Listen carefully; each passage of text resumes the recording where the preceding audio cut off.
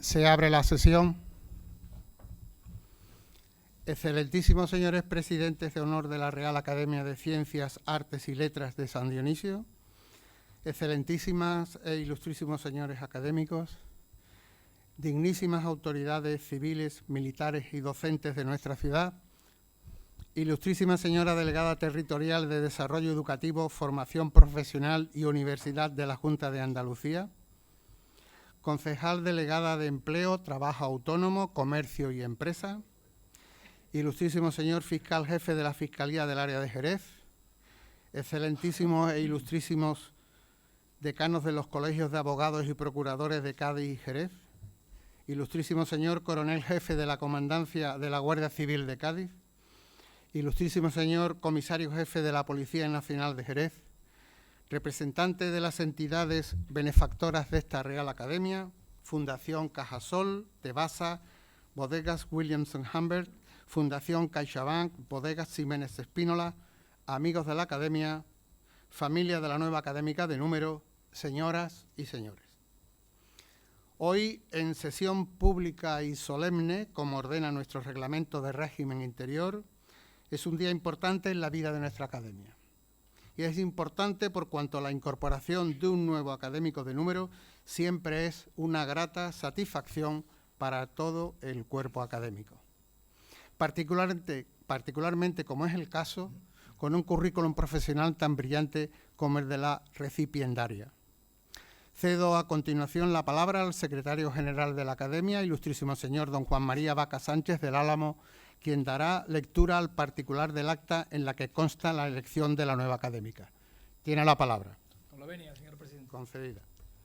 Juan María Vaca Sánchez del Álamo, secretario general de la Real Academia de San Dionisio de Ciencias, Artes y Letras de Jerez, certifico que reunida la Junta General Extraordinaria de la Real Academia de San Dionisio de Ciencias, Artes y Letras de Jerez, miembro de número del Instituto de Academia de Andalucía y miembro asociado del Instituto de España, el pasado día 13 de marzo de 2025, acordó, a propuesta de su Junta de Gobierno, nombrar académica de número de esta institución a la ilustrísima señora doña Nuria Orellana Cano, en dicha fecha magistrada especialista de lo mercantil de la Audiencia Provincial de Cádiz, lo que comunico para conocimientos y efectos en Jerez de la Frontera a 17 de junio de 2025. Está la firma del secretario general con el visto bueno del señor presidente. Muchas gracias, ilustrísimo señor secretario general. A continuación, invito a los ilustrísimos señores académicos, don José Luis García Ruiz y don Antonio Millán Garrido, acompañen a la recipiendaria electa para su entrada en la sala.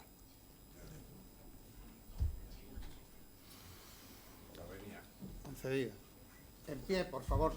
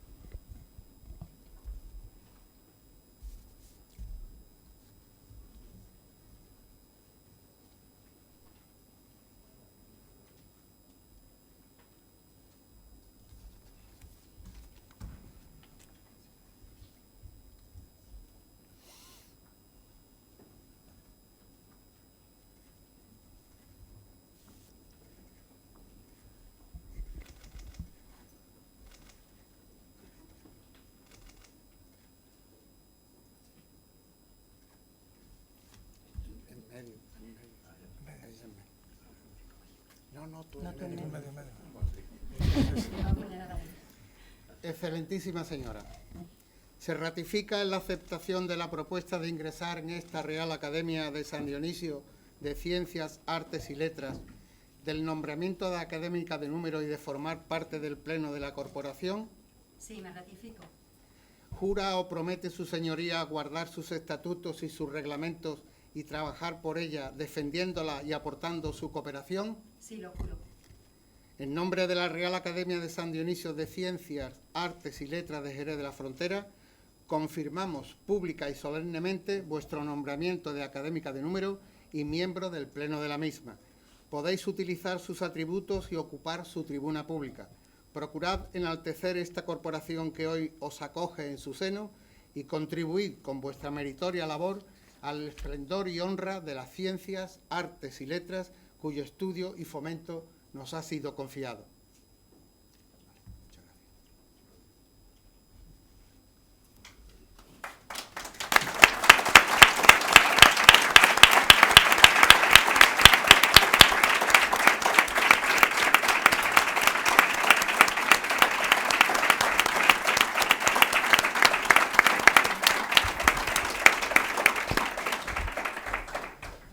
Puede iniciar su discurso.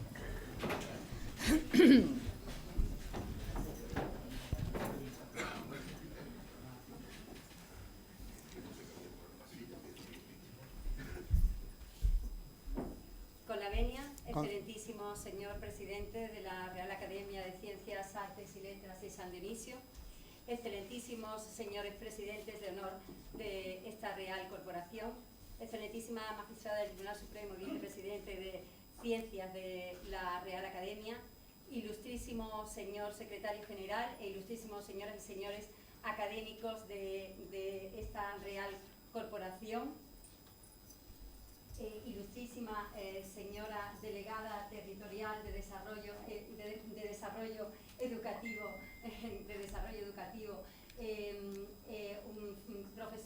formación profesional y universidad de la Junta de Andalucía, que no la he localizado, señora concejal de... Ahora, bien. Señora concejal de Empleo, de Trabajo Autónomo, Comercio y Empresa del excelentísimo Ayuntamiento de Jerez de la Frontera, ilustrísimo señor fiscal jefe, querido cuñado, ilustrísimos magistrados y magistradas, queridos compañeros,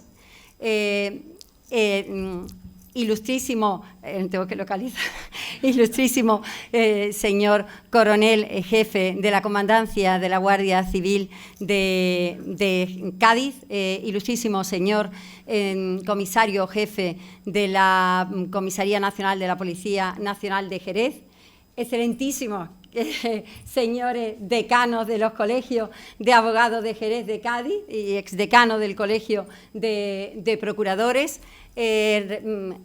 representantes de las entidades benefactoras, amigos de la Academia, señores, señoras, querida familia, queridos amigos, queridos todos. Es para mí un honor entrar a formar parte en el día de hoy como académica de número de la Real Academia, de esta digna y Real Academia de San Dionisio de Jerez de la Frontera.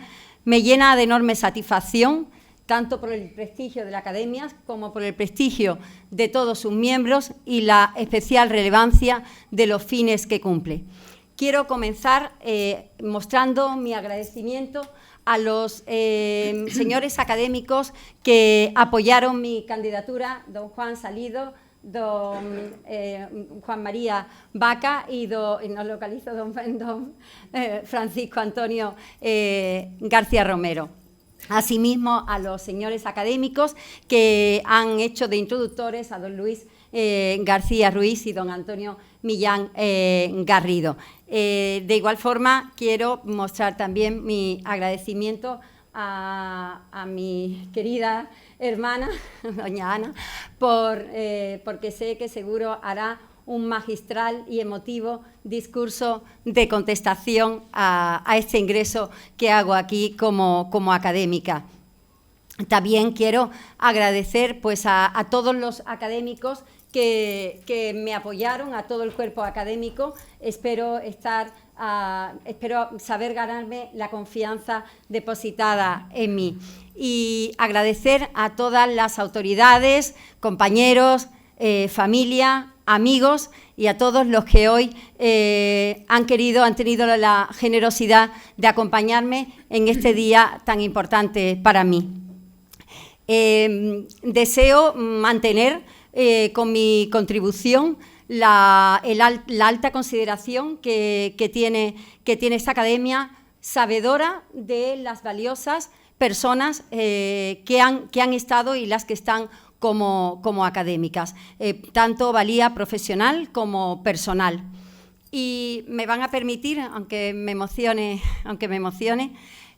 un particular recuerdo a mis padres, Alfonso y Tana, que me dieron todo lo que soy, todo el amor a los que quise y quiero, y que me inculcaron los valores que tengo, la religión católica, la solidaridad, el respeto y el compromiso con el esfuerzo y con el empeño en hacer las cosas lo mejor posible.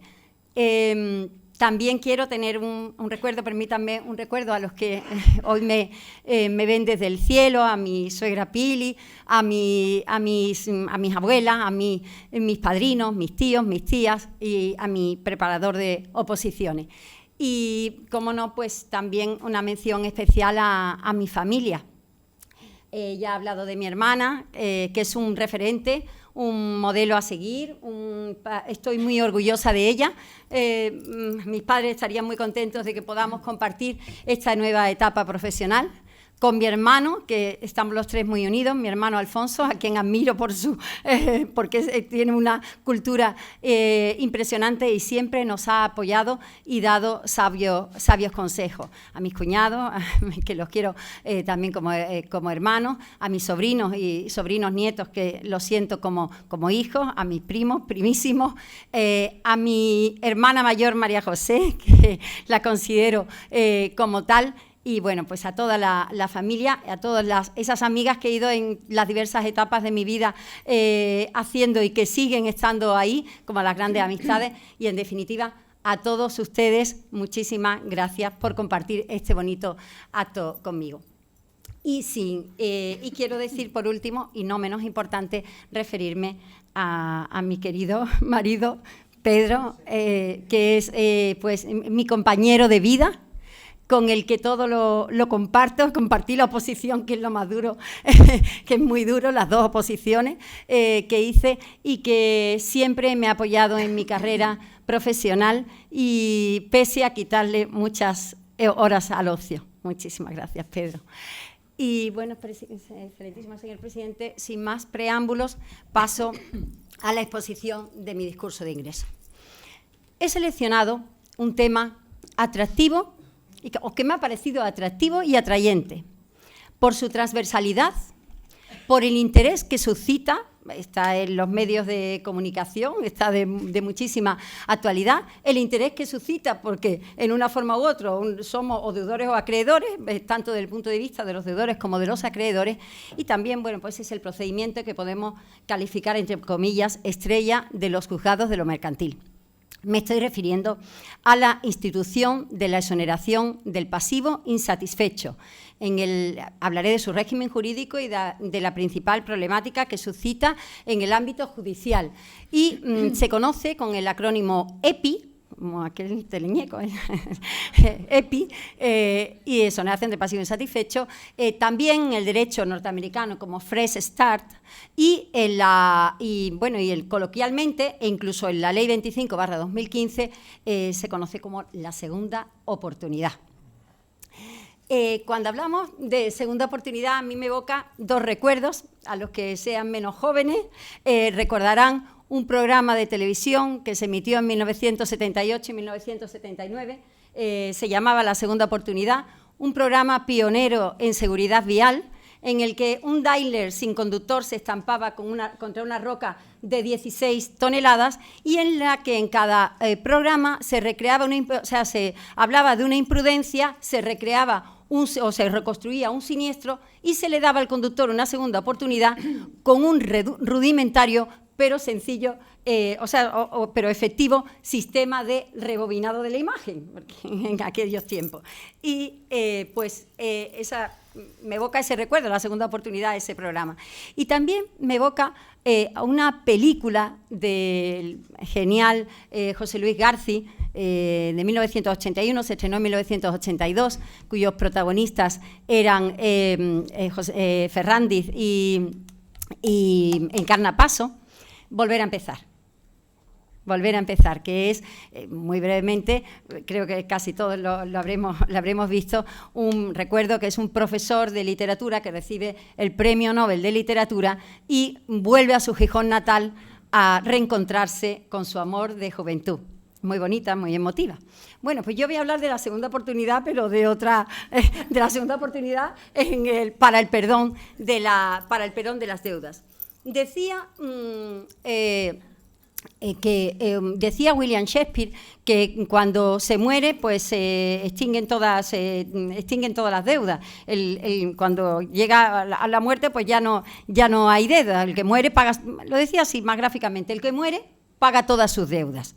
Claro, Shakespeare enunció de esta forma, a la inversa, para mis compañeros y para los señores letrados que hay en la sala, pues el principio de responsabilidad patrimonial universal del artículo 1911 del Código Civil, que ya desde la facultad me sé de memoria, del cumplimiento de sus obligaciones responde el deudor con todos sus bienes presentes y futuros. Pues bueno, claro, dice, ya paga sus deudas, el que muere paga sus deudas, pero hasta ese momento, luego ya habrá otra cosa con los herederos, pero era como que efectivamente lo que quería decir es que las deudas persiguen al deudor hasta la muerte. Es verdad que también decía Benjamin Franklin que el que paga, es que es mejor acostarse sin cenar que levantarse con deudas. O Camilo José Cela decía que el que no paga las deudas porque no puede, pues es mejor no hablar de ellas y barajar. Bueno, pues yo pretendo explicar que con la exoneración del pasivo insatisfecho no hay que llegar a ese desenlace fatal de morirse, ni de no hablar de las deudas y barajar, ni tampoco acostarse sin cenar, sino que podemos encontrar una vía para que el deudor de buena fe pueda obtener el perdón de sus deudas. Voy a referirme brevemente a los antecedentes antes de entrar en el régimen jurídico, y tengo que decir que el no pagar las deudas tenía consecuencias muy dramáticas en el derecho romano. El derecho romano antiguo, miro a mi compañero, a don Francisco Antonio, en el derecho romano antiguo estaba la manus iniectiu y había dos instituciones, manus iniectiu y el nexum, que era como pues el deudor que no pagaba las deudas, hacía un contrato, el nexum en concreto era un contrato de servidumbre, de forma tal que en vez de garantizar, como garantizamos ahora con la hipoteca sobre la vivienda, garantizaba con su persona. Y si no pagaba las deudas, pues podía venderlo como esclavo para pagar las deudas. Bueno, esto se suprimió con una ley del año 326 a.C., pero tenían consecuencias graves en el derecho romano. Bueno, no hay que olvidar que en nuestro derecho, hasta el 1 de septiembre de 2004, en que entró en vigor la ley concursal 22/2003, de 9 de julio, que motivó la creación de los juzgados de lo mercantil, se podía acordar el arresto del quebrado. E incluso en la propia regulación concursal, en la ley orgánica 8/2003, también de 9 de julio, contempla medidas limitativas de derecho al concursado. El concursado puede ser obligado, puede imponerse el deber de residencia en el lugar de su domicilio, o incluso el concursado puede acordarse el arresto domiciliario, es decir, que se pueden adoptar medidas, es verdad que no se adoptan, pero están ahí en la regulación legal. Sin embargo, la segunda oportunidad tampoco es una institución tan moderna. En la Grecia clásica ya había algunos mecanismos para perdonar las deudas, aunque parezca mentira también en la Edad Media, lo que pasa es que se protegía más al acreedor y se usaba bastante poco. En el siglo XIX se dictaron las modernas leyes de quiebra de Alemania y de Estados Unidos, pero la segunda oportunidad, el precedente inmediato, lo encontramos en el derecho norteamericano con la ley de quiebras de 1898, también conocida como ley de bancarrota. Y en el derecho norteamericano, pues se utilizó mucho cuando la Gran Depresión, en la crisis de 1929, y personajes famosos y empresarios también muy reconocidos se acogieron a esta segunda oportunidad, fresh start, que se llama, como he dicho, en el derecho norteamericano, como por ejemplo, pues Abraham Lincoln, Henry Ford, Walt Disney y Donald Trump. Donald Trump, el mismísimo Donald Trump, y luego todos construyeron esos grandes imperios. Se acogió hasta en 4 ocasiones a esta segunda oportunidad, pero de diversas empresas, en 1991, 1992, 2004 y 2009. Con lo cual, bueno, pues estos mecanismos de segunda oportunidad sí que se han demostrado en algunos derechos que efectivamente son eficaces. En Europa se planteó el debate, en los años 80-90, se era como contrario. Había 2 posiciones. Hay que cumplir las obligaciones, que sería una postura contraria a reconocer la segunda oportunidad, o bien pues inspirarse en el derecho norteamericano y entender que a un deudor de buena fe insolvente que se ve atosigado de deudas, es más beneficioso para la sociedad perdonarle las deudas y darle una segunda oportunidad, sobre todo en el caso, por ejemplo, de emprendedores, de empresarios, para que pueda iniciar un nuevo negocio, no que si no tendría esa losa de la deuda. En cualquier caso, este es un tema de debate que es verdad que yo cuando hablo de la segunda oportunidad, pues hay personas que dicen, bueno, si yo pago todos mis préstamos y todas mis deudas, ¿cómo van a venir y van a perdonarle a otros las deudas? Y bueno, y hay quien entiende que efectivamente pues es un mecanismo para poder dar esa segunda oportunidad y que es beneficioso para la sociedad, porque en ocasiones pues estarían hasta, como digo, hasta la muerte, tendrían que esperar hasta la muerte y ahí se la dejarían a los herederos. Y en este escenario tuve el honor de participar en la Comisión de Codificación que se formó en 2009 y se elaboró un capítulo porque ya había una preocupación en España, desde luego ya han sido mucho más pioneros en segunda oportunidad estados como, por ejemplo, Francia, Alemania o Italia.Nosotros lo hemos incorporado más tarde, pero esa propuesta de la Comisión de Codificación que se hizo en 2010 no prosperó, o sea, ni siquiera llegó a pasar al anteproyecto, se dejó ahí. Sí que se introduce con la Ley 14/2013, de 27 de septiembre, de emprendedores y su internalización, y se perfecciona con la Ley 25/2015, de 28 de julio, que se llama además de mecanismo de segunda oportunidad.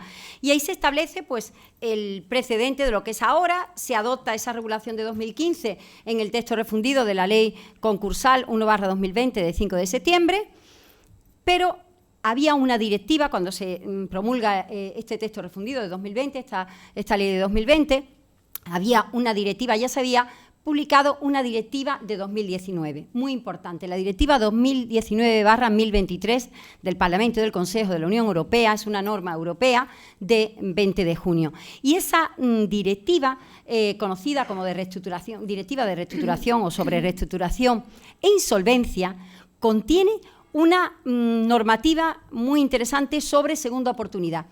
El legislador europeo entendió que había que dar una segunda oportunidad a los empresarios. La segunda oportunidad no se le aplica a las personas jurídicas, se le aplica solo a personas físicas, para que nos entendamos los que no son de derecho, personas individuales, no a una sociedad, no a una persona jurídica, sino a las personas individuales, solo a las personas físicas.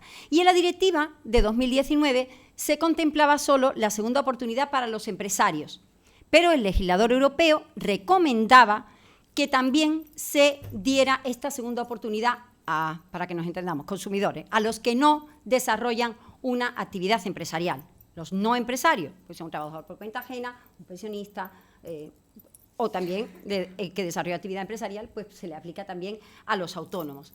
España transpone la directiva a través de la Ley 16/2022 de 5 de septiembre, transpone la directiva y con esta ley, cuando modifica los artículos 486 a 502 del texto refundido de la ley concursal. Si me refiero a algún artículo, que a lo mejor no lo hago, pero si algún artículo se me escapa, pues serían, para no tener que precisar, de este texto refundido de la ley concursal. En la legislación concursal es donde se regula la segunda oportunidad.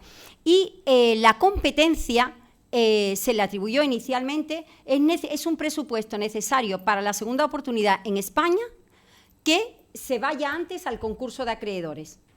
El legislador europeo en la directiva hablaba de insolventes, deudores insolventes o sobreendeudados, pero el legislador, fiel a la tradición anterior, el español entiende que tiene que haber una previa declaración de concurso, con lo cual personas físicas, personas individuales, tanto empresarios como no empresarios, y tiene que pasar antes por el concurso. Se ha simplificado el procedimiento con arreglo a la regulación anterior a 2022, porque antes se le exigía todavía más al deudor. Además del concurso, se le exigía que fuera a un acuerdo extrajudicial de pagos, un acuerdo ante un notario, si no desarrollaba actividad empresarial, para intentar un acuerdo con los acreedores. Eso al final era una pérdida de tiempo. Eso se ha suprimido. Y también una de las novedades de la nueva regulación que voy a exponer es que antes, en la regulación anterior, se exoneraba por categorías de deuda. Tenía que pagar determinadas deudas para que se exonerara de lo demás. Mientras que ahora la piedra angular, que también era antes, pero ahora más, es la buena fe, y lo que se ha establecido es un sistema de exoneración por mérito, el que reúna las condiciones para ser considerado una persona honesta, una persona de buena fe. España se aproxima más a los sistemas nórdicos más que al sistema norteamericano. En el sistema norteamericano es más fácil entrar, pero luego hay más limitación para exonerar, mientras que en el sistema español, más próximo a los otros sistemas, es más difícil entrar, pero hay una mayor exoneración de deudas, más deudas exoneradas. Aún así, todo esto suscita, como veremos, mucho debate. Pues bien, entonces, como decía, en esta regulación es presupuesto la declaración de concurso, lo que supone que para que un deudor, persona física, individual, natural, vaya a poder solicitar la exoneración de las deudas, tiene que ir al juzgado de lo mercantil a solicitar el concurso.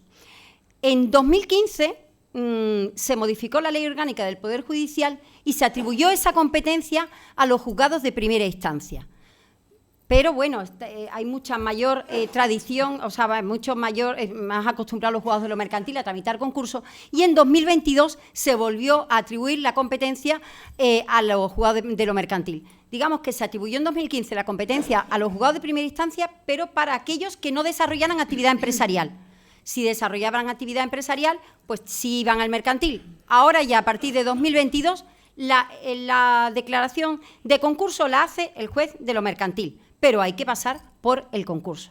Lo que ocurre es que esta reforma de 2022 ha introducido también el concurso sin masa.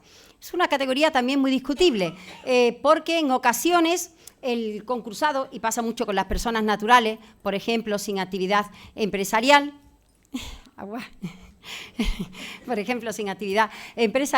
entonces ¿qué es lo que ocurre? Pues que llegan sin nada, o como mucho con la vivienda. El concurso sin masa, pues, es cuando no tienen bienes y derechos, o los que tienen son inembargables, que esos no se pueden disponer de ellos, o cuando el coste de realización es superior al valor venal, o cuando el coste del procedimiento es muy superior, a lo que se va a obtener, o también en aquellos casos en que las cargas y gravámenes sobre la vivienda, cuando daban préstamos hipotecarios por un importe superior, son superiores al valor de mercado de la vivienda. Entonces, es un procedimiento que ningún acreedor, que tiene que ser al menos un 5%, pide que se designe un administrador concursal para ver si hay alguna acción que ejercitar, se archiva. Es un procedimiento que se archiva y ni siquiera hay liquidación. Bien, es importante saberlo porque, por lo que luego explicaré, por las modalidades de exoneración. Pues bien, ese sería el primer presupuesto. Hay dos formas de llegar a la exoneración. Esto es también una novedad. En la antigua regulación española había una exoneración inmediata y una exoneración provisional mediante un plan de pagos. Pero siempre se partía de liquidar la masa activa o de insuficiencia de bienes, porque no hubiera bienes, pero siempre había que concluir el concurso por liquidación de masa activa o porque ya no había más, por insuficiencia de masa activa. Sin embargo, ahora, la novedad de esta nueva regulación de 2022 es que es posible obtener la exoneración mediante un plan de pagos sin liquidar los bienes. Por ejemplo, sin liquidar la vivienda, sin liquidar activos necesarios para el ejercicio de la actividad empresarial. Entonces, hay dos modalidades. Una exoneración mediante liquidación de la masa activa, que supone vender los bienes, vender los que integran el patrimonio, que integran la masa activa, o una exoneración mediante un plan de pagos. Se somete a un plan de pagos y durante un periodo de tiempo, al que luego me referiré, va pagando. Y si cumple, finalmente se le da la exoneración definitiva. He dicho que, pero ¿esto a quién se le otorga? Artículo 486, al deudor de buena fe, a la persona honesta. ¿Y cómo se define el deudor de buena fe en nuestra regulación con la nueva reforma? Pues en el artículo 487, por un sistema de excepción, diciendo no podrá concederse la exoneración del pasivo insatisfecho a los siguientes. A sensu contrario, los que concurran esas circunstancias no son deudores de buena fe. El que haya sido condenado, el primero, el que haya sido condenado por delito contra el patrimonio, contra el orden socioeconómico, de falsedad documental, contra la Hacienda, la Seguridad Social, contra los derechos de los trabajadores, a penas privativas de libertad, cuando la pena máxima sea igual o superior a 3 años, salvo que haya extinguido la responsabilidad criminal y la responsabilidad civil derivada del delito, que haya extinguido. Claro, ¿qué es lo que se critica? Pues que no se ha incluido, por ejemplo, otro tipo de delito de homicidio, un delito de pederastia, una agresión sexual. Esos delitos no se han incluido, sino son delitos, digamos, relacionados con el patrimonio, un poco relacionados con la insolvencia. Hay un caso que bajo la regulación anterior resolvió el Tribunal Supremo en la sentencia de 1 de diciembre de 2022, que era el siguiente. En la anterior regulación no estaba que fuera pena privativa de libertad igual o superior a 3 años. Entonces, era un delito contra el patrimonio, un delito de daños. Bueno, los daños eran 1.496,30 € en una riña vecinal que pues le destrozaría el coche, o más o menos en ese importe. Le causó daños al vecino y pidió la exoneración y se la denegaron y llegó al Tribunal Supremo. Entonces el Tribunal Supremo dice que hay que valorar también la proporcionalidad, que es verdad que es un delito contra el patrimonio, y la relación con la insolvencia. Ninguna relación tenía un delito de daños. Y además se apoya también en la nueva regulación que establece ese límite, además estaba castigado con multa, que de pena privativa de libertad, pero al menos de 3 años. Bueno, cuando lo haya sido en los 10 años anteriores, condenado en los 10 años anteriores a la solicitud. El segundo supuesto, que no sería deudor de buena fe, es cuando haya sido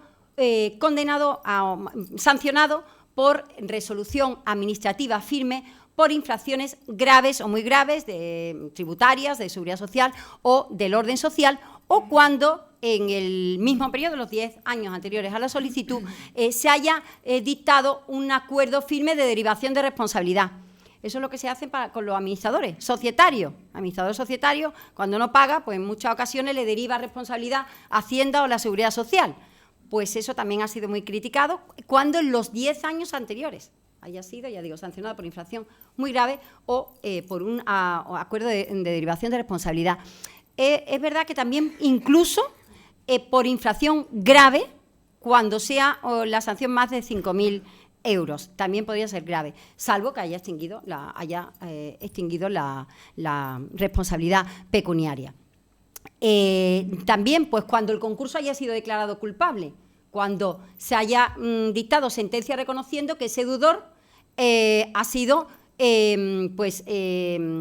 ha generado o agravado la insolvencia de forma dolosa o culposa, salvo que sea el retraso en la solicitud, que es una causa de una presunción, que se podría valorar. O cuando haya sido declarado persona, en los 10 años anteriores, persona afectada por la calificación culpable. Por ejemplo, el administrador societario, pues en ocasiones es persona afectada por la calificación de la sociedad, porque ha llevado a esa situación de una insolvencia agravándola o causándola con dolo o culpa. Pues bien, también cuando, y estos son, ya empezamos con estos son criterios, digamos, objetivos, de cierta forma, pues acreditar que se ha dictado esa sentencia, por ejemplo. Pero también hay dos que son los más controvertidos, que se prestan a una apreciación, a una valoración del juez, y que son los que han suscitado más polémica.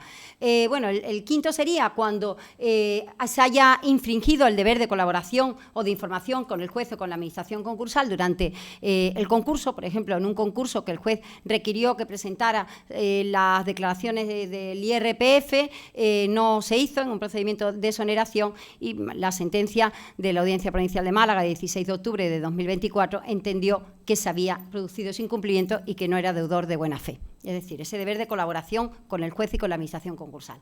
Y ya llegamos al más controvertido, que es que se haya proporcionado información falsa o engañosa, o bien que se haya comportado el deudor de forma temeraria o negligente en el momento de contraer el crédito o de evacuar sus obligaciones. Entonces, claro, en este caso estamos ya valorando el endeudamiento irresponsable. ¿Y qué valorará el juez para ver si ese endeudamiento ha sido irresponsable? Bueno, pues tiene que valorar qué información proporcionó el deudor al acreedor antes de la concesión del crédito para evaluar la solvencia, que como saben hay una obligación de evaluar la solvencia por parte de las entidades financieras. ¿Qué nivel social y profesional tiene ese deudor? Tendrá también que analizar las circunstancias personales del endeudamiento.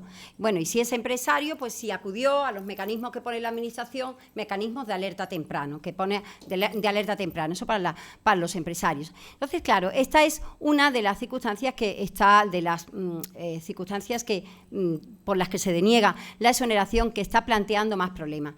En las audiencias provinciales, los juzgados, los tribunales, y también en la doctrina, lo que se está debatiendo es si la buena fe se presume.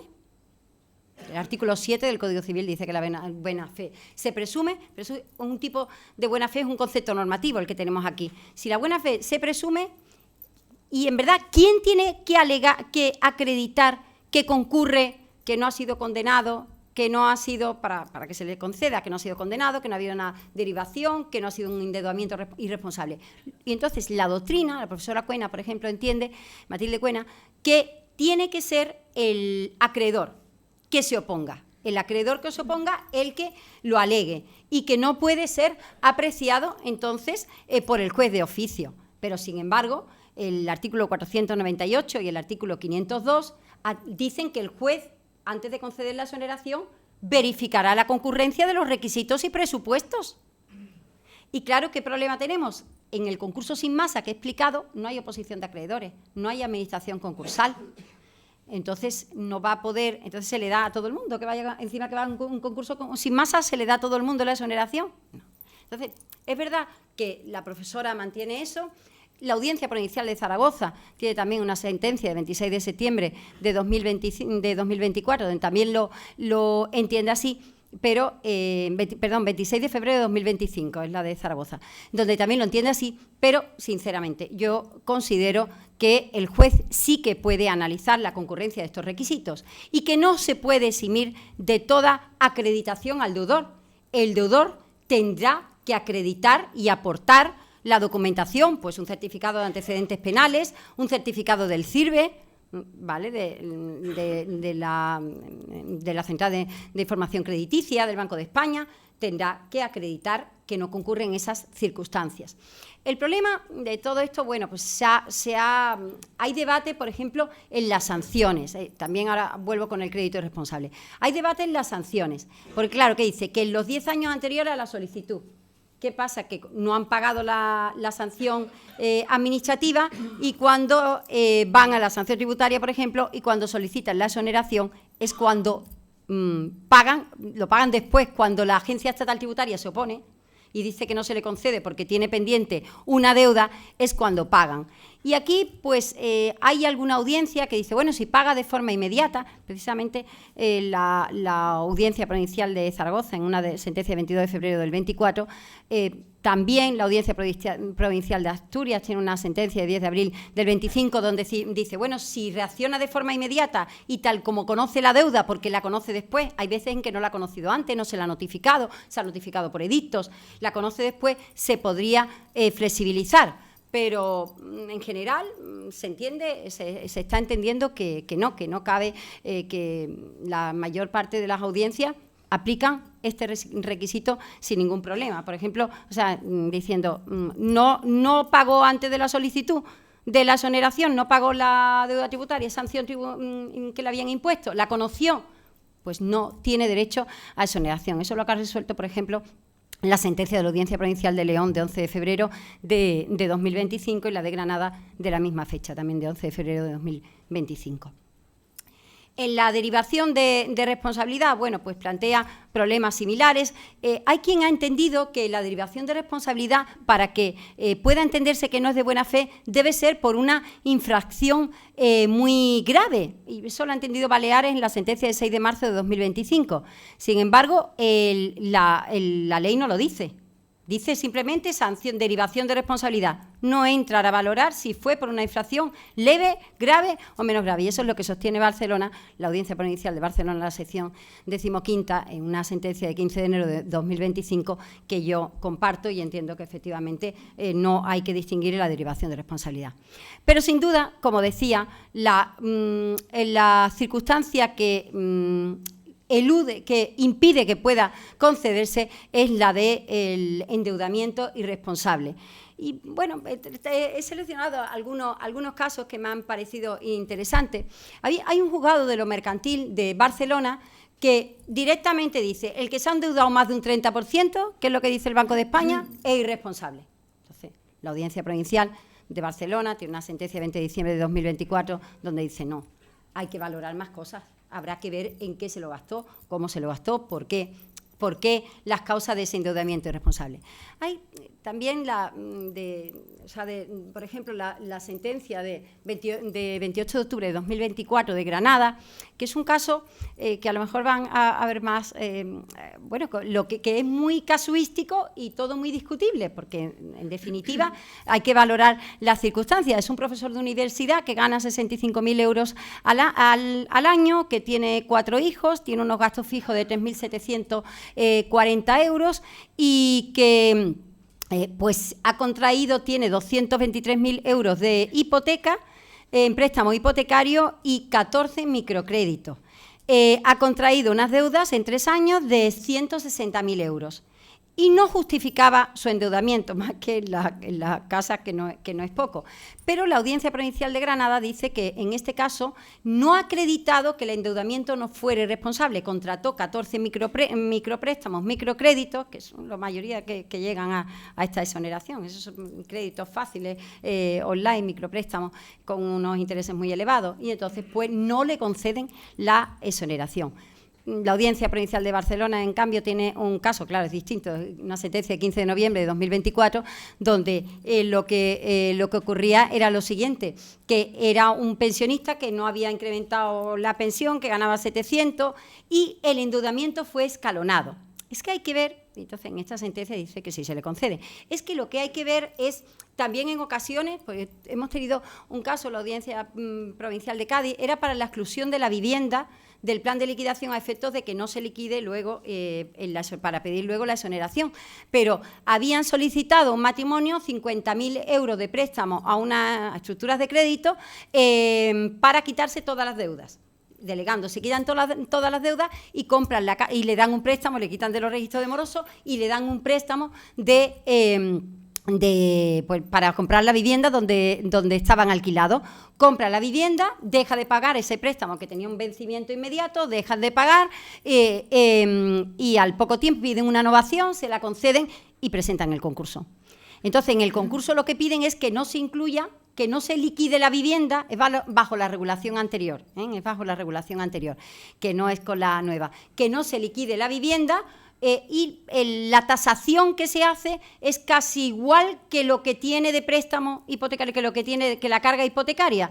Lo que ocurre es que en este caso, en la sentencia que dictamos, que soy yo la ponente de 20 de mayo de 2025, entendimos que había que poner la casa en el mercado y ver el valor de mercado, porque con una tasación de 2020 y con esas circunstancias también es previo en este caso es previo, pero habrá que ponerla en el mercado y ver si en el mercado se pone y no va a dar, porque claro, para eso estaban al día pagando las cuotas hipotecarias, eran 200 y pico euros, estaban pagando las cuotas hipotecarias, pero claro, la entidad de crédito se opuso a que no se intentara la venta de la vivienda y efectivamente en ese sentido se le da la razón. Entonces, bueno, también tenemos sentencias interesantes antes de la Audiencia Provincial de Alicante, por ejemplo, pues uno que se endeudaba, pues es que una de 19 de julio de 24, que ha salido también en prensa, pues tenía un 15% de su pasivo, eran deuda de multa de tráfico. Vamos, conducía fatal, tenía un montón, tenía 3.000 euros de multa de tráfico. Entonces, bueno, y otro pues que no, y el otro era que no... Que también el otro caso también de Alicante era que se llevaba 10 años sin pagar las haciendas locales. No, hombre, pues hay que pagar. No parece que sea de muy buena fe. Bueno, pues ese sería el requisito, digamos, de la buena fe. Y ya avanzando, la siguiente pregunta será: ¿y qué deudas se exoneran? ¿Qué exoneramos? Bueno, pues en principio se exoneran todas las deudas, salvo las que dice el artículo 489. Deudas derivadas de responsabilidad civil extracontractual o de un accidente de trabajo, lo que es responsabilidad civil, no derivada de un contrato, sino responsabilidad civil extracontractual, como son los accidentes de tráfico, ¿no? Pues, o como puede ser pues una caída, todo eso, responsabilidad civil, o derivada también de accidente de trabajo, o por muerte o por lesiones personales.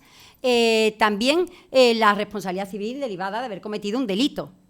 Esas deudas no se exoneran, ni las deudas de alimentos, ni las deudas por salarios de los últimos 60 días anteriores a la declaración de concurso o devengados durante la tramitación del concurso en cuantía que exceda del triple del salario mínimo interprofesional. Bueno, que es esa cuantía, pues no, tampoco por salario, pues no se exonera. O los de los costes del procedimiento, o los que sean por multas que se hayan impuesto, o sanciones que se hayan, las multas penales o, por ejemplo, tributarias que puedan imponerse, también administrativas. Y luego también lo que sería el crédito público.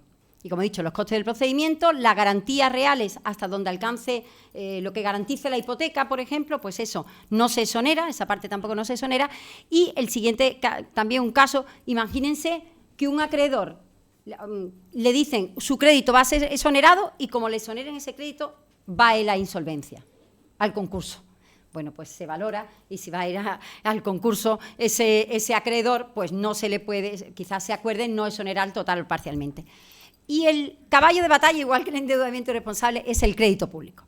El crédito público inicialmente no se iba a exonerar.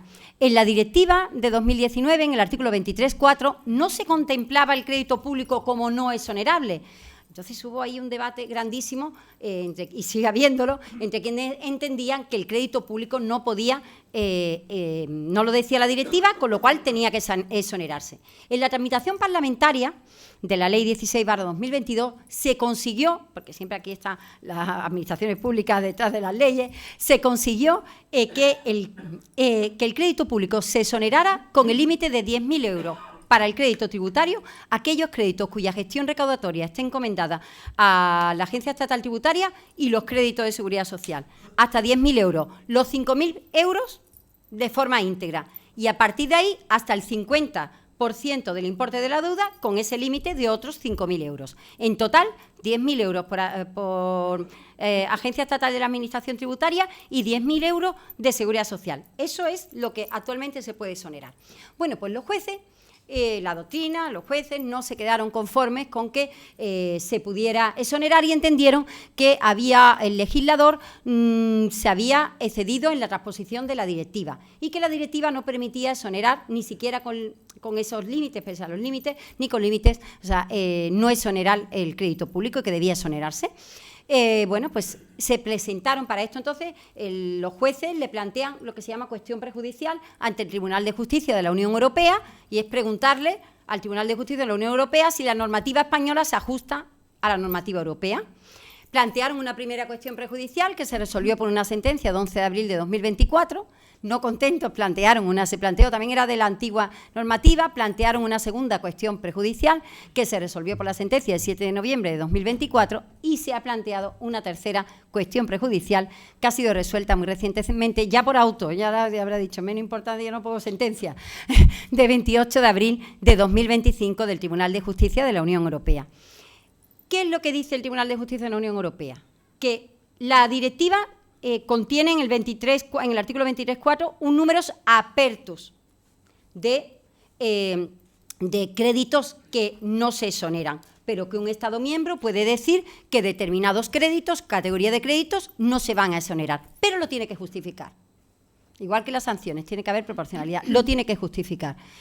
¿Y cómo lo justifica? Bueno, pues la verdad es que el legislador no pensó que iba a tener que justificarlo, pero en el preámbulo dice que esas exclusiones pues obedecen a la especial relevancia que tiene la satisfacción de los créditos públicos en una sociedad justa y solidaria, asentada en el Estado de Derecho. Bueno, todo muy indeterminado, pero bueno, dijo eso al menos.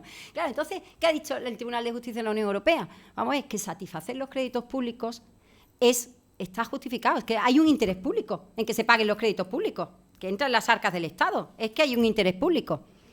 Pero ha echado la pelota en el tejado, entre comillas, en el tejado de los jueces, porque dice, ahora tendrá que ser el juez, cada juez, el que valore si eso está justificado en su ordenamiento jurídico, si está o no justificado en su ordenamiento jurídico. Claro, ¿qué ocurre? Pues que, en principio, las audiencias provinciales que se han pronunciado sobre este tema han entendido, ya no con el auto este último de abril, sino con la sentencia del 7 de noviembre de 2024, que está justificado, porque además en el auto dice que eso es justificación y que la justificación puede estar en un preámbulo o incluso en otra ley. Entonces, la sentencia, por irme a la Audiencia Provincial de Sevilla, por ejemplo, de 2 de diciembre de 2024, dice que está justificada la exoneración solo con límites, o la exclusión. Pero los jueces que plantearon las cuestiones prejudiciales han entendido lo contrario. Así, el Juzgado de lo Mercantil número 1 de Alicante ha dictado un auto de 13 de mayo de 2025 exonerando todo el crédito público, sin límite. Sin límite, dice, no está justificado. El legislador no lo justificó. Y el Juzgado de lo Mercantil, número 19 de Madrid, el magistrado que planteó la cuestión prejudicial que dio lugar al auto de 28 de abril, se ha pronunciado en un auto de 26 de mayo de 2025 y ha dicho lo mismo. Sin embargo, también lo dice el juez de lo Mercantil de Córdoba, el magistrado de lo Mercantil de Córdoba, y la Audiencia Provincial de Córdoba, en una sentencia de 14 de mayo de 2025, ha dicho que que está justificado en el ordenamiento. Habrá que esperar a que se pronuncie el Tribunal Supremo, quizás con el recurso a esa sentencia de Córdoba, pero bueno, la polémica está ahí porque se están resolviendo de distintas formas.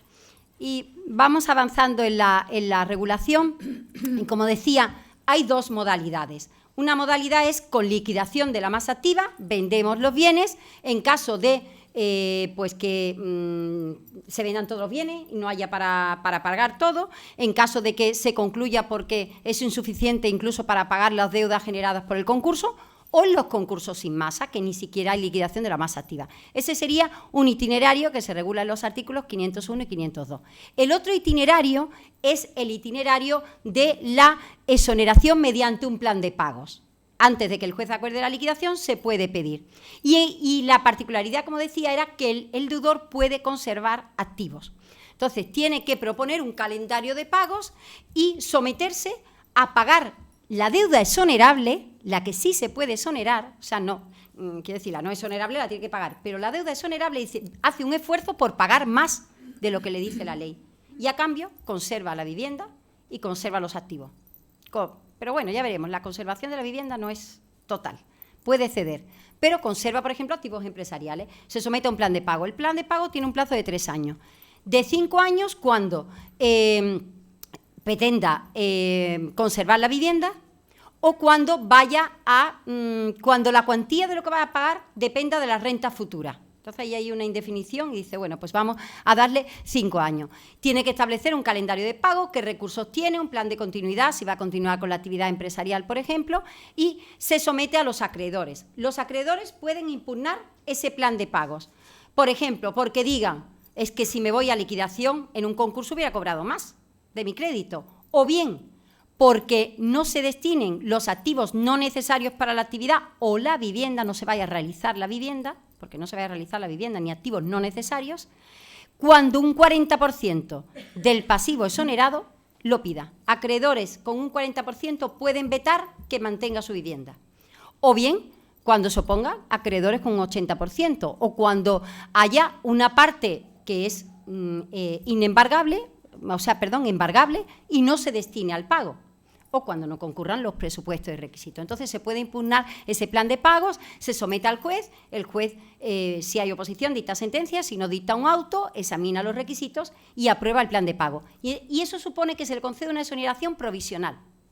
Esa exoneración provisional podría revocarse, también podría modificarse el plan cuando hay una circunstancia, una situación económica, una modificación de la situación económica sobrevenida, podría también revocarse provisionalmente esa exoneración provisional, y si no, pues se concede la exoneración definitiva. Salvo que ese plan de pagos no se cumpla. Podría revocarse también cuando por circunstancias sobrevenidas, por un accidente, por una circunstancia imprevista, una enfermedad, también podría acordarse concederla definitivamente. En ese caso podría acordarse definitivamente concederla pese a no haber cumplido el plan.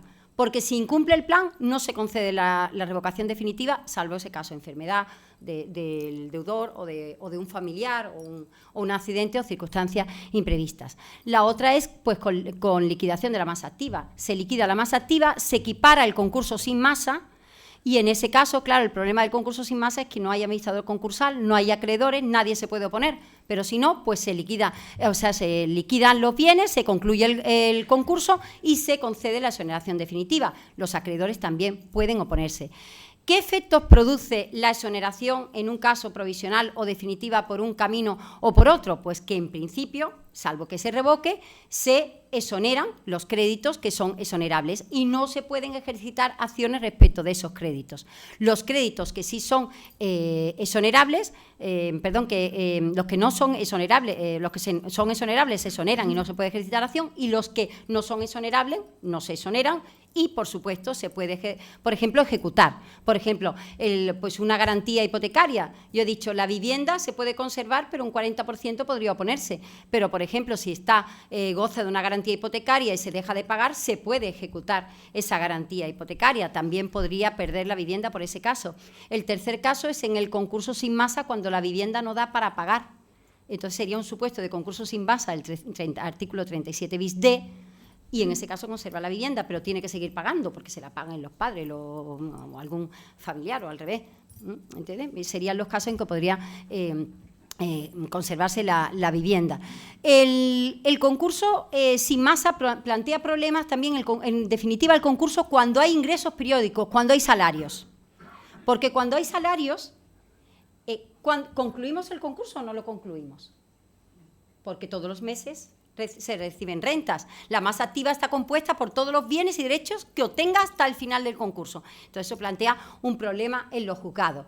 En los jueces de lo mercantil de Andalucía celebramos reuniones periódicas para acordar, unificar criterios. Nos llevamos muy bien y unificamos criterios. Se han hecho en Granada, en Cádiz, en Córdoba, este año en Málaga. Y acordamos, tanto en Cádiz como en Córdoba, se acordó que respecto del concurso sin masa o de los salarios a efectos del concurso sin masa, que tenía que tener por lo menos 3.000 euros, si solo tenías el salario, 3.000 euros embargables, porque si no es que no hay ni para pagar los costes del procedimiento.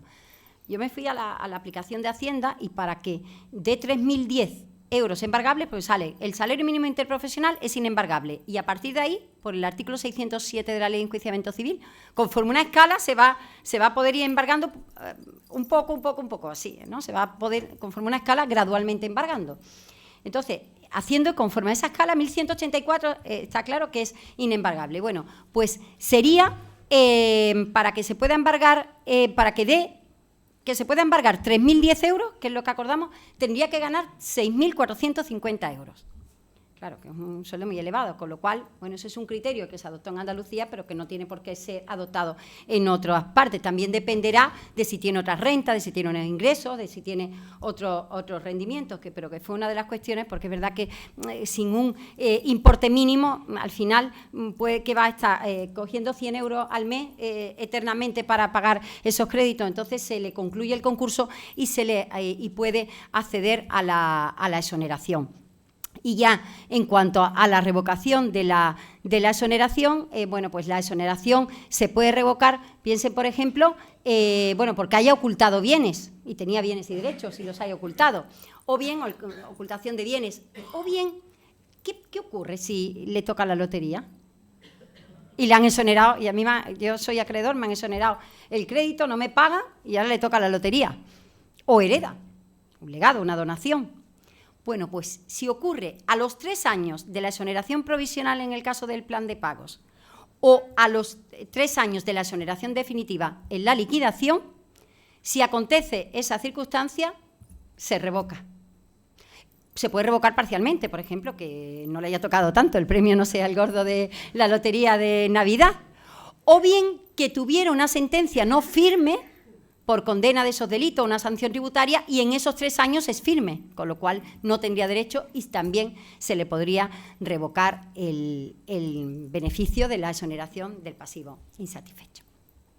Pues bien, con este recorrido de la regulación y de la problemática que plantea la exoneración del pasivo insatisfecho, la segunda oportunidad, pues he pretendido exponer cuáles son las cuestiones que se están planteando ahora mismo en los tribunales, que están de máxima actualidad.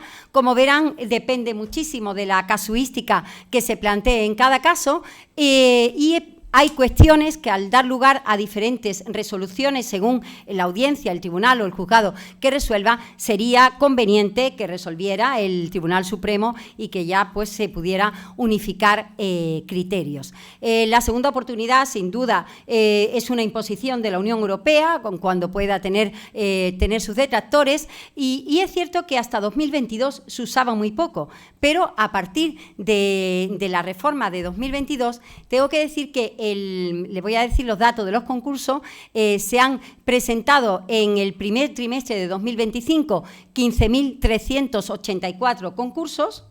De esos 15.384 concursos, el 89,20% son concursos de personas individuales, que lo que pretenden es la exoneración del pasivo insatisfecho, porque antes las personas individuales, aunque estuvieran en insolvencia, no solicitaban el concurso. Se ha incrementado un 15,1% con respecto al último trimestre de 2024 y se ha incrementado en un 87,6% con respecto al primer trimestre de 2024.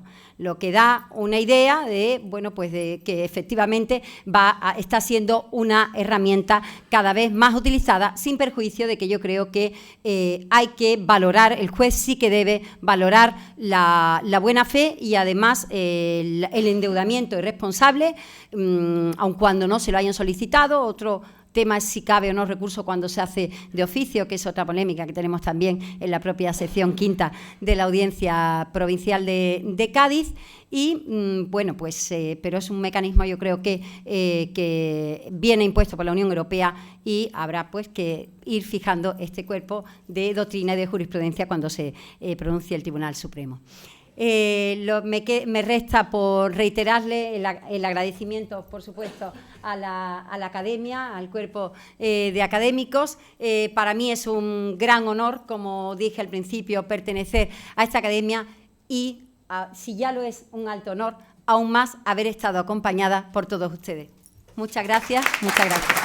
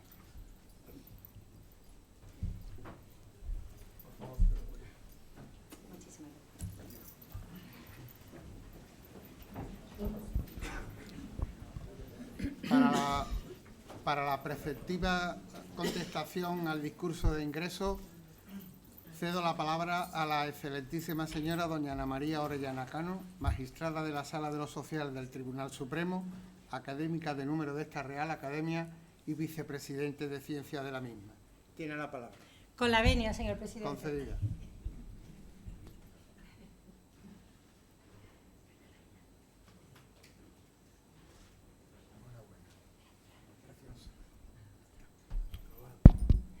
Excelentísimo señor presidente de la Real Academia de San Dionisio de Ciencias, Artes y Letras, excelentísimo señor presidente de honor, excelentísimo señor presidente de honor, señor secretario general, ilustrísimas académicas, ilustrísimos académicos de esta Real Corporación, estimados compañeros, queridas compañeras de la carrera judicial, ilustrísimo señor fiscal jefe de área de Jerez, querido marido,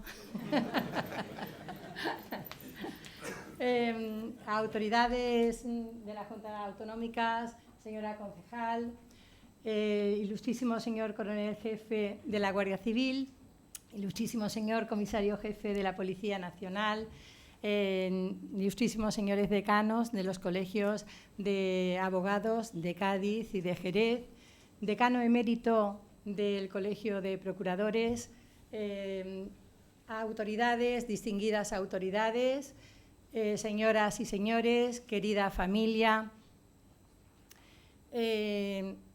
con gran satisfacción, con honda satisfacción, cumplo el honroso encargo de dar contestación al discurso de ingreso como académica de número de la excelentísima señora doña Nuria Auxiliadora Orellana Cano, magistrada de la Sala de lo Civil del Tribunal Supremo, una excelente jurista, una magnífica persona y una extraordinaria profesional. Siguiendo el protocolo académico, el género literario, el pequeño género literario en el que consiste el discurso de contestación, consta de dos partes. La primera parte es la laudatio o presentación de la recipiendaria y en la segunda parte es una dación de cuenta del discurso de ingreso. Decía Fray Luis de León que faltan palabras en la lengua para los sentimientos del alma. Y en este momento no encuentro palabras suficientes para expresar mi enorme sentimiento de gratitud a Dios por permitirnos vivir estos momentos tan dulces de nuestras vidas, con un brindis al cielo por mis padres, Alfonso Orellana y Tanacano, al que se suma nuestro querido hermano Alfonso.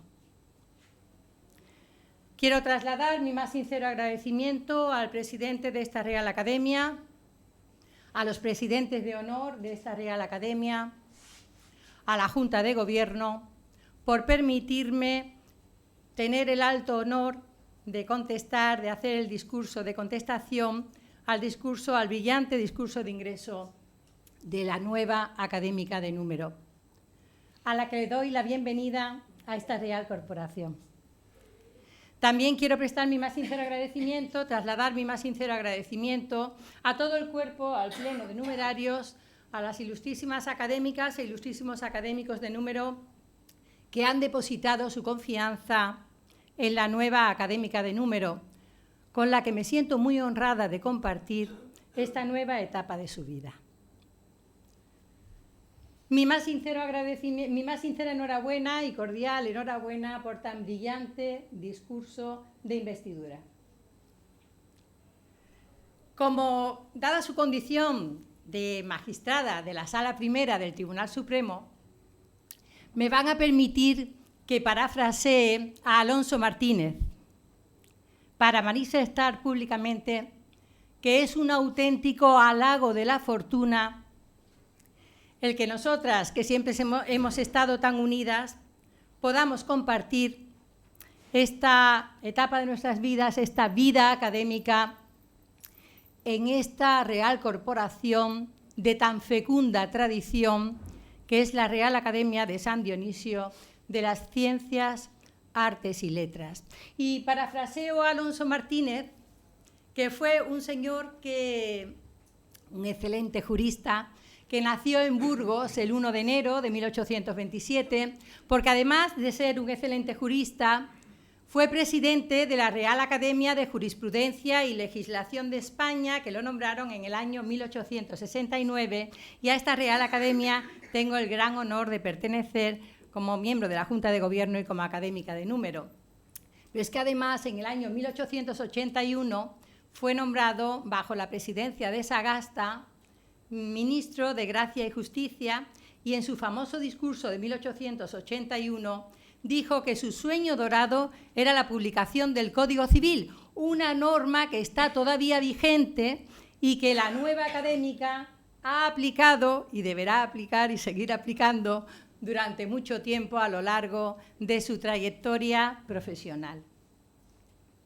He preparado este discurso de contestación con pasión, porque, como decía La Rochefoucauld, la pasión es la única oradora que persuade. Y efectivamente tengo que transmitirles que mi pasión por la carrera judicial es enorme. Soy una auténtica enamorada de mi profesión, accedí por oposición y por vocación, y quizás como Nuria era mi hermana pequeña, como es mi hermana pequeña, pero bueno, cada vez menos distancia de edad, yo juego al despiste todo lo que puedo. Bueno, pues como Nuria es mi hermana pequeña, si pude transmitirle, que yo creo que sí, ese poquito de amor por la carrera judicial y hacer que ella también lo sintiera, pues efectivamente lo ha manifestado durante toda su vida. Y desde que aprobó las oposiciones, pues hemos compartido la finalidad más importante que tiene nuestra profesión, que es administrar recta e imparcial justicia frente a todos para conseguir una sociedad que sea más libre, más igualitaria, más justa y más solidaria. Pues como decía Cicerón, seamos esclavos de la ley para que podamos ser libres. Y bueno, en relación con la trayectoria, pues Nuria, su inquietud por su formación data de una edad muy temprana, con unas notas brillantísimas desde muy pequeña, en su época del colegio, hasta que consiguió terminar la carrera de Derecho en la Facultad de Jerez, siendo premio extraordinario de fin de carrera. Actualmente es académica correspondiente de la Real Academia de Jurisprudencia y Legislación de España, vocal y secretaria general de la sección quinta de lo mercantil. Es también miembro del Consejo de Redacción de una revista que constituye un referente a nivel nacional, que es la revista La Insolvencia, de la Ley Digital. También es directora del Foro de Aranzadi y Concursal de Sevilla, fue directora del Foro de Aranzadi y Concursal y Societario de Málaga y de Cádiz, fue presidenta de la sección de Andalucía Occidental de la Asociación Profesional de la Magistratura y miembro del Comité Ejecutivo Nacional de la Asociación Profesional de la Magistratura entre los años 2007 y 2013. Fue profesora durante 10 años de la Escuela Universitaria de Relaciones Laborales y de Trabajo Social. Es profesora del curso de alta especialización en reestructuración de empresas de la Universidad Complutense de Madrid. Es profesora del curso de alta especialización en reestructuración y refinanciación de empresas de la Universidad Loyola. Fue profesora del máster de la Universidad Complutense de Madrid de Relaciones Laborales y Recursos Humanos.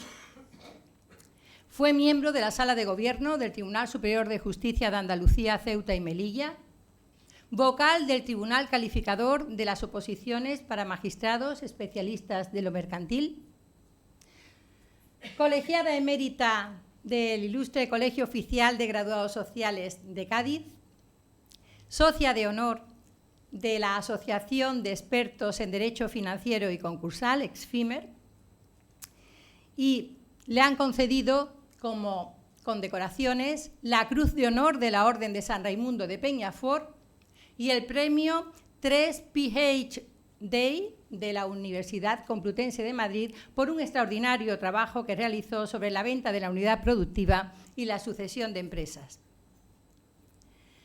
En su trayectoria profesional, Nuria ha ido dejando una huella indeleble en todos los órganos judiciales en los que ha prestado servicios, por su modo de hacer riguroso, por su singular manera de ver los problemas, por su análisis taxativo en todo y, sobre todo, por su sentido de la justicia. Su primer destino fue en el Juzgado de Primera Instancia e Instrucción número 3 de Sanlúcar de Barrameda. Después pasó al Juzgado de Primera Instancia e Instrucción número 2 del Puerto de Santa María. A continuación, aprobó brillantemente las oposiciones a magistrada especialista de lo mercantil en la primera promoción, siendo la primera mujer del escalafón con la máxima nota en estas oposiciones, y se fue de titular como magistrada especialista de lo mercantil al Juzgado de lo Mercantil Único de Cádiz, donde fue elegida por sus compañeros, por mis compañeros también, pero por sus compañeros de Cádiz, como decana. A continuación, se fue a la Audiencia Provincial de Málaga, ocupando plaza de magistrada especialista de lo mercantil, y después a la Audiencia Provincial de Cádiz, ocupando también plaza especialista de lo mercantil, hasta que, cosas del destino, coincidimos como compañeras, ha sido nombrada magistrada de la Sala Primera del Tribunal Supremo, lo que supone un gran orgullo para toda la familia, pero muy especialmente para mí, porque si me puse contenta cuando me nombraron a mí, cuando la nombraron a ella, yo creo que hasta más. Y bueno, estamos todos muy felices. También Nuria, pues la nueva académica, ha sido una gran servidora pública, habiendo puesto a disposición de la sociedad su inteligencia y su trabajo, y colaborando en numerosas tareas legislativas. Fue nombrada vocal de la sección especial de la reforma concursal por el Ministerio de Justicia en la Comisión General de Codificación e intervino activamente en la redacción de la Ley de Reforma Concursal, la 38/2011. También fue nombrada por el Ministerio de Justicia para que redactara los preceptos relativos al embargo de buques de la Ley 14 del año 2014.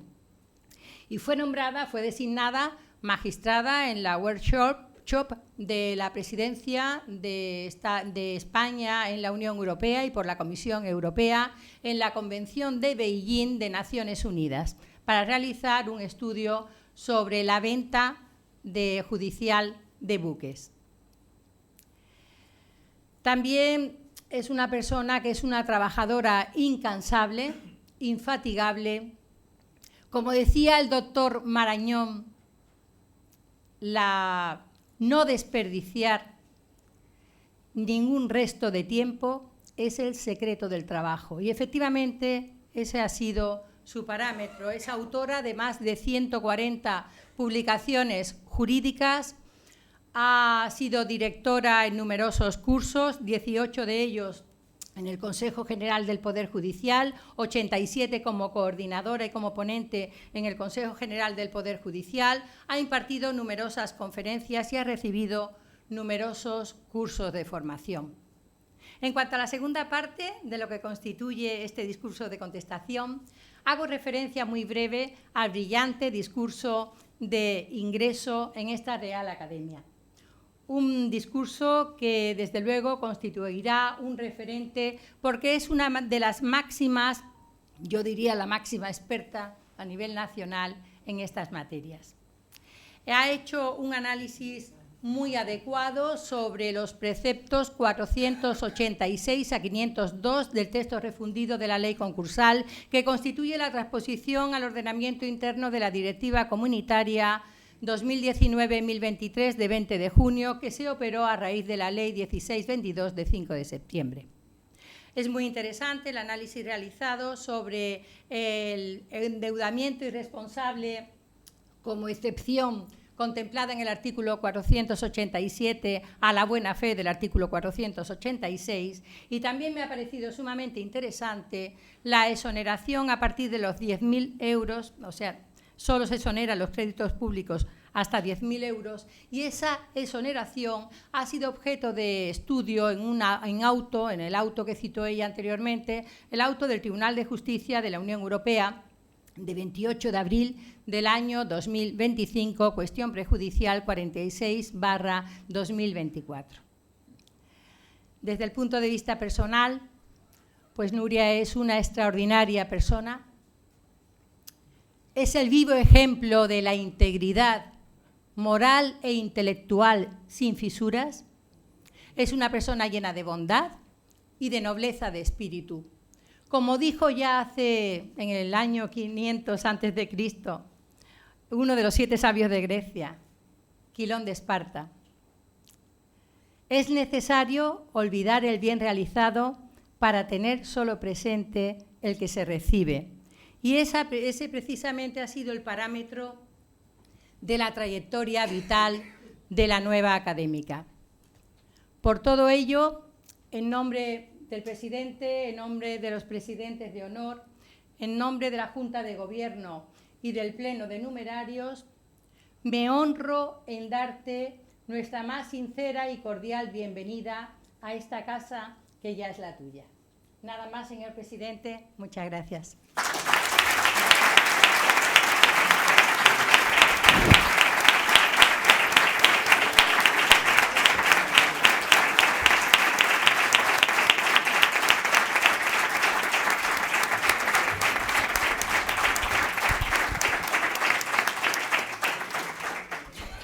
Muchas gracias, excelentísima señora, por tan brillante contestación. Ciertamente un buen discurso de ingreso en una academia debe ser claro, conciso, estructurado, interesante y adaptado a la audiencia. Además, debe tener un objetivo claro y utilizar un lenguaje apropiado. Lo hemos escuchado hoy. Y en un tema técnicamente complejo, orientado en su fondo, como debe ser en un discurso académico, a iniciados en el tema, tratado, cuando no, a verdaderos especialistas. Pero al tiempo, la contestación al mismo exige una respuesta brillante, en el fondo y en la forma. Decía Ramón Gómez de la Serna que el orador es un instrumento de viento que toca solo. Vicente Bodas Chico, académico correspondiente en Argentina de la Real Academia de Bellas Artes y Ciencias Históricas de Toledo, decía: los límites de nuestro lenguaje marcan la dimensión de nuestro mundo. Y seguía: hay un arte olvidado que vale la pena resucitar, la oratoria. El arte de bien decir, de embellecer la expresión de los conceptos y los sentimientos, el arte de infundir el lenguaje oral o escrito eficacia para llegar a los demás, el arte de usar el idioma para comunicarse, persuadiendo, deleitando, conmoviendo. Para finalizar la sesión, quiero agradecer la presencia a las autoridades que nos acompañan, a los excelentísimos e ilustrísimos académicos, a los benefactores y amigos de la Academia, a la familia orellana en su conjunto y a todos los que hoy nos distinguen con su presencia, agradeciéndoles su apoyo y presencia a lo largo de este curso que hoy clausuramos. Les ruego se pongan en pie. En nombre de Su Majestad el Rey Felipe VI, declaro clausurado el curso académico 2024-2025. Muchas gracias a todos y les agradezco de nuevo la gentileza de su presencia. Muchas gracias.